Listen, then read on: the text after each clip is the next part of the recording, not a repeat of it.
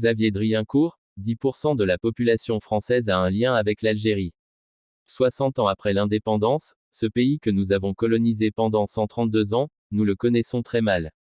Alors que nous devrions être intimes, être fins connaisseurs de l'Algérie.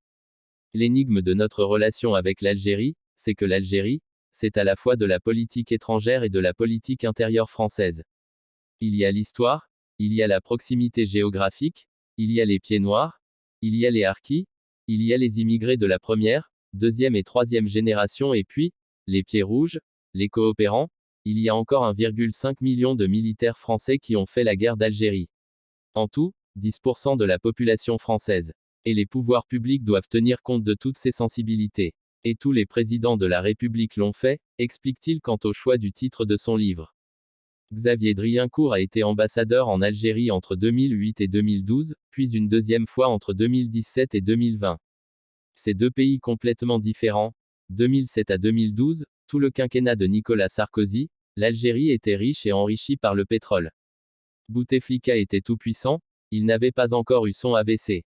Et pendant mon second mandat, Bouteflika ne parlait et ne recevait quasiment plus personne.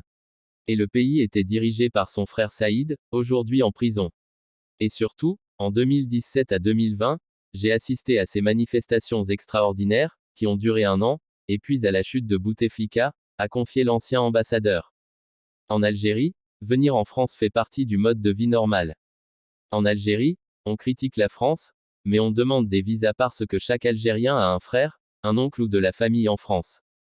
Et parce que cela fait partie du mode de vie normal. Pendant 132 ans, on circulait librement entre les deux pays, les visas n'ont pas existé avant 1986. En 1986, c'est le Premier ministre Jacques Chirac qui les a établis, pour l'ensemble des pays du monde d'ailleurs. Il y a quelque chose de normal au fait de circuler librement, de venir librement en France. Donc, les Algériens n'admettent pas le rôle du visa. 42 millions d'Algériens veulent venir en France parce qu'on leur parle tant de la France depuis leur enfance qu'ils veulent connaître ou découvrir la France. D'autres veulent venir s'installer. Mais le problème, c'est, pourquoi tous ces gens veulent quitter leur pays? Ce pays devrait être la Californie de l'Afrique. Il y a le climat, la Méditerranée, la montagne, le pétrole et le gaz. Et la proximité avec l'Europe. Ce pays a tout pour réussir. Mais je crois que la gouvernance depuis 1962, le rôle prépondérant de l'armée dans le système algérien fait que beaucoup de gens en ont assez de cette malgouvernance, a déclaré Xavier Driencourt. Selon toute vraisemblance, l'organisation de la CAN 2025 se joue entre deux pays rivaux, le Maroc et l'Algérie. La célèbre journaliste Vanessa Lemoyne a, pour sa part, déjà fait son choix. Et elle l'exprime sans la moindre hésitation. Avec force, même. S'agissant de l'organisation de cette compétition qui s'annonce déjà grandiose, l'heure est au soutien. En effet, beaucoup de personnalités publiques affichent leurs préférences. Et il semble bien que l'organisation du CHAN ait donné un certain privilège à l'Algérie.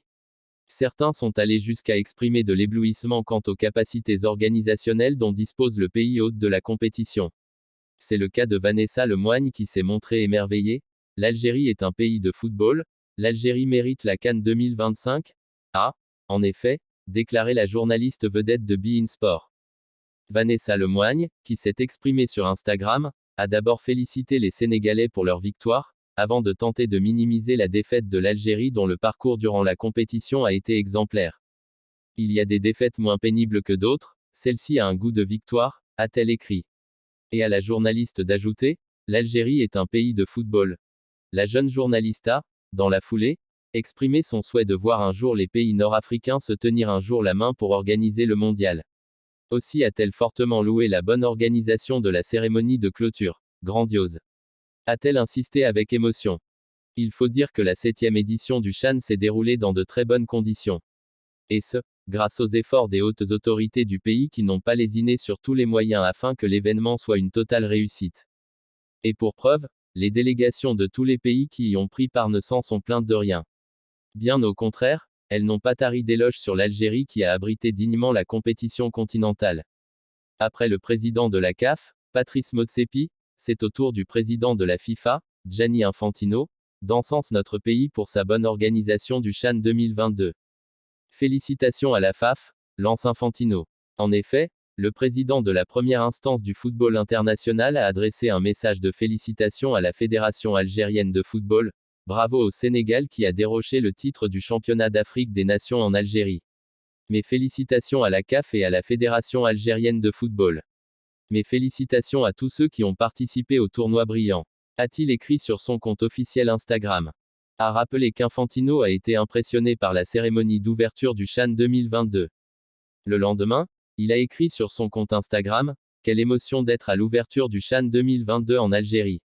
Super ambiance. Félicitations à la CAF et à la Fédération algérienne de football et à tous ceux qui ont participé à l'organisation d'une incroyable cérémonie d'ouverture suivie d'un match intense entre l'Algérie et la Libye. Bonne chance à toutes les équipes, fonctionnaires et staff. Merci l'Algérie pour votre merveilleuse hospitalité.